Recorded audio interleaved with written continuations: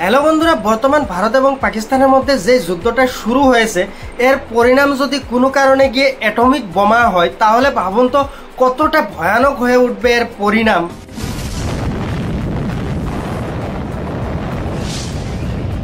এখন আপনারা তো সবাই জানেন যে অ্যাটমিক বোমা কিন্তু ভারতে পাকিস্তানের উপরে বা পাকিস্তান ভারতের উপরে দেওয়াটা অত সহজ কথা নয়। কিন্তু আমাদেরকে এটাও ভাবতে হবে যে যুদ্ধটা হচ্ছে কার সঙ্গে।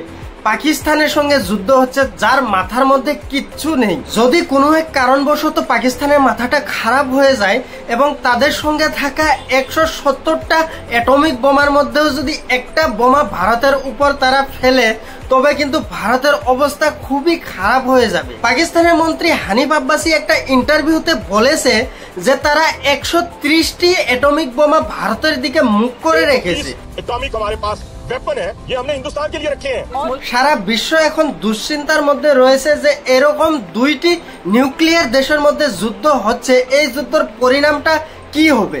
আপনারা তো সবাই জানেন যে আমেরিকায় যখন জাপানের হিরোশিমা এবং নাগাসাকি নামের শহর দুটির মধ্যে নিউক্লিয়ার বোমা নিক্ষেপ করেছিল তখন পরিস্থিতি কতটা ভয়াবহ হয়েছিল এবং তখনই কিন্তু দ্বিতীয় বিশ্বযুদ্ধ বন্ধ করতে হয়েছিল। সেই জাপানের বিস্ফোরণে প্রায় 2 লাখের মতো মানুষ সেকেন্ডের মধ্যে মৃত্যু ঘটে। ওই সময় তো টেকনোলজি অতটা উন্নত ছিল না, তখন ছিল নিউক্লিয়ার বোমা আর এখন হচ্ছে হাইড্রোজেন বোমা।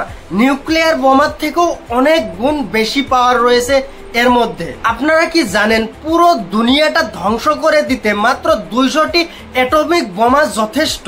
এই অ্যাটমিক বোমা যেখানে নিক্ষেপ করা হয় সেখানে জীবজন্তু তো দূরের কথা, গাছগাছালিও 200 বছর পর্যন্ত হবে না সেই জায়গায়। সেই জন্য আমরা চাইবো যে পরিস্থিতি অতটা ভয়াবহ না হয়ে আগের মতো শান্তির পরিবেশ ঘুরে আসুক, আমরা সেটাই চাইবো। তো ভিডিওটা আজকের মতো এখানেই শেষ করলাম। ভালো থাকুন, সুস্থ থাকুন, বাই বাই।